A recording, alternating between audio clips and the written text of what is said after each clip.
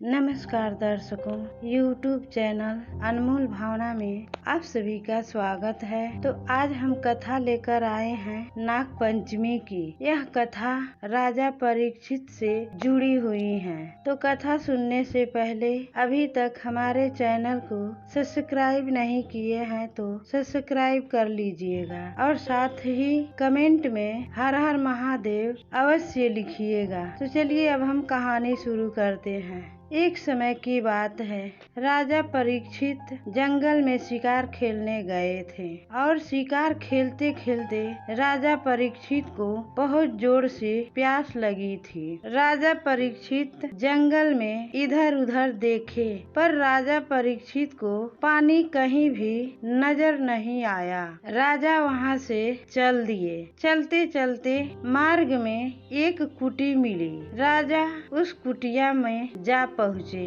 कुटिया में जाने के बाद राजा ने एक साधु को देखा। साधु ध्यान मग्न में बैठे थे। राजा ने साधु से बोलने लगे, महात्मा जी, मुझे बहुत जोर से प्यास लगी है, कृपया करके आप मुझे थोड़ा सा पानी पिला दीजिए। पर महात्मा जी उन्हें तो राजा परीक्षित की बात सुनाई नहीं दिया। वह प्रभु की भजन में मग्न थे। इसके बाद राजा को क्रोध आया और वहीं पर झाड़ी में सांप मरा हुआ पड़ा था। राजा ने अपने तीर से सांप को उठाया और महात्मा जी के गले में पहना दिया। आश्रम में महात्मा जी का शिष्य देख रहा था। वह शिष्य गया महात्मा जी के पुत्र के पास और उसने सारी बात बताई। तब महात्मा के पुत्र ने राजा परीक्षित को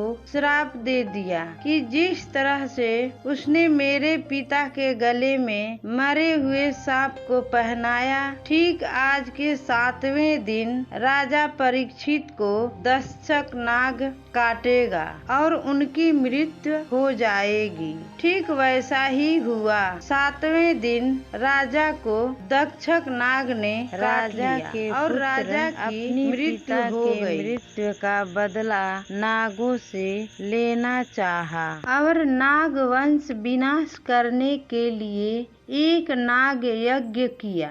जब जन्मेजय यज्ञ करने लगे और मंत्र पढ़ने लगे तो सारे नाग हवन कुंड में धीरे धीरे आने लगे। तब नागों की रक्षा के लिए ऋषि जरत्कारु के पुत्र आस्तिक मुनि ने रोक दिया। उन्होंने सावन की शुक्ल पक्ष की पंचमी तिथि वाले दिन ही नागों की यज्ञ में जलने से रक्षा की थी और नागों को जलते हुए शरीर पर ठंडा दूध की धारा डालने लगे और शीतलता प्रदान की। उसी समय नागों ने आस्तिक मुनि से कहा कि पंचमी को जो भी मेरी पूजा करेगा उसे कभी भी नाग के काटने से मृत्यु का भय नहीं रहेगा। तभी से पंचमी तिथि के दिन